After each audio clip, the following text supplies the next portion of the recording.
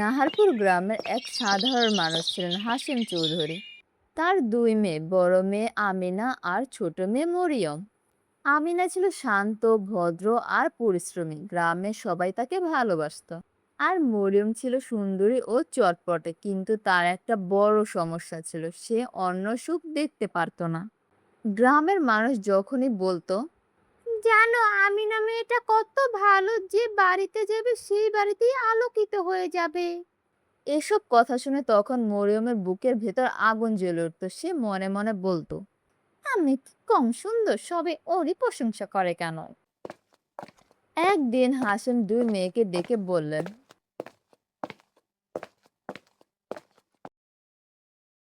তোমাদের তো বিয়ের বয়স হয়েছে, এবার তোমাদের নতুন জীবনের কথা ভাবতে তো হবে। কিছুদিন পর আমিনার জন্য সম্বন্ধ এলো ইমরান নামের এক সৎ ও পরিশ্রমী যুবকের। সে খুব ধনী ছিল না, কিন্তু সবার কাছে সম্মানিত ছিল। অন্যদিকে মরিয়মের জন্য সম্বন্ধ এলো রিয়াদ নামের এক ধনী ব্যবসায়ীর। মরিয়ম খুশিতে আত্মহারা হয়ে গেল। দেখেছো বাবা, ভাগ্য কাকে বলে, আমি তো রাজরানীর মতো থাকবো। বিয়ে হয়ে গেল দুই বোনের। আমিনা চলে গেল ছোট্ট এক বাড়িতে। বাড়িতে তেমন কিছু ছিল না, কিন্তু ইমরান প্রতিদিন তাকে সম্মান করত। একদিন ইমরান বলল, আমি ধনী নই, কিন্তু আমি তোমাকে সুখী রাখার চেষ্টা করব। আমিনা হাসল। মানুষের ভালোবাসা থাকলে অনেক কিছুই সহজ হয়ে যায়, বুঝতে পেরেছেন? অন্যদিকে মরিয়ম বিশাল প্রাসাদের মতো বাড়িতে গিয়ে উঠল। চাকর বাকর, দামি কাপড় গয়না সবই ছিল তার কাছে। কিন্তু রিয়াদের কাছে ব্যবসায়ী ছিল সব। সে কখনো মরিয়মের সাথে বসে গল্প করতো না। মরিয়ম প্রথমে এসব গুরুত্ব দেয়নি, কারণ সে ভাবতো টাকা থাকলেই সুখ আসে। সময় কেটে গেল।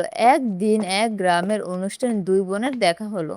মরিয়ম গর্ব করে বলল, জানিস আমার ঘরে এত চাকর যে আমি কাজ বলতে কিছুই করি না। আমিনা শুধু মুচকি হাসলো। সে জানতো সুখের হিসাব টাকা দিয়ে হয় না। এরপর শুরু হলো জীবনের আসল পরীক্ষা। হঠাৎ একদিন রিয়াদের ব্যবসায় বড় ক্ষতি হলো। একের পর এক ঋণ বাড়তে লাগলো।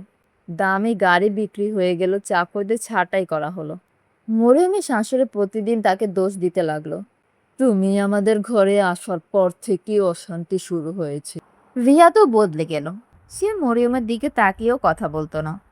এক রাতে মরিয়ম একা বসে কাঁদছিল। সেদিন প্রথমবার সে বুঝলো, ধন সম্পদ মানুষকে আরাম দিতে পারে, কিন্তু ভালোবাসা দিতে পারে না। অন্যদিকে আমিনা আর ইমরান কঠোর পরিশ্রম করে ছোট্ট একটি সবজির ব্যবসা শুরু করলো। ভোরে মাঠে কাজ, দুপুরে বাজারে বিক্রি, ধীরে ধীরে তাদের আয় বাড়তে লাগলো। কিন্তু সবচেয়ে বড় কথা, তারা সব কাজ একসাথে করত। একদিন ইমরান হাসতে হাসতে বলল, আমাদের দোকান একদিন অনেক বড় হবে, দেখো। ইনশাল্লাহ, চিন্তা করবেন না, হবে, কারণ আমরা একে অপরের পাশে আছি। কয়েক বছর পর তাদের ব্যবসা বেশ ভালো অবস্থায় পৌঁছে গেল। ঠিক তখনই মরিয়মের জীবনে নেমে এলো বড় ঝড়। ঋণের চাপে রিয়াদের পরিবার ভেঙে পড়ল। একদিন মরিয়মকে বাড়ি ছেড়ে চলে যেতে বলা হলো। মরিয়ম একটি ছোট্ট ব্যাগ হাতে বাবার বাড়িতে ফিরে এলো। তার চোখে পানি, মুখে কোনো অহংকার নেই, শুধু অনুশোচনা। খবর পেয়ে আমিনা ছুটে এলো। মরিয়ম কাঁদতে কাঁদতে বলল, আপা, আমি তোমার সাথে অনেক অন্যায় করেছি। মরিয়ম ভুল করলে মানুষ খারাপ হয় না, ভুল বুঝতে পারলে মানুষ বড় হয়। সেই দিন থেকে নতুন অধ্যায় শুরু হলো।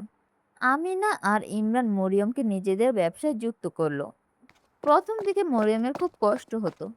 রোদে দাঁড়িয়ে কাজ করা, হিসাব রাখা, বাজারে যাওয়া সবই তার কাছে নতুন ছিল। কিন্তু এবার সে পালিয়ে যায়নি, সে পরিশ্রম করতে শিখলো। ধীরে ধীরে সে আত্মবিশ্বাস ফিরে পেল। কয়েক বছর পর মরিয়ম নিজের একটি ছোট্ট খাবারের দোকান খুলল। তার রান্নার সুনাম চারদিকে ছড়িয়ে পড়ল। দোকানটি বড় রেস্টুরেন্টে পরিণত হলো।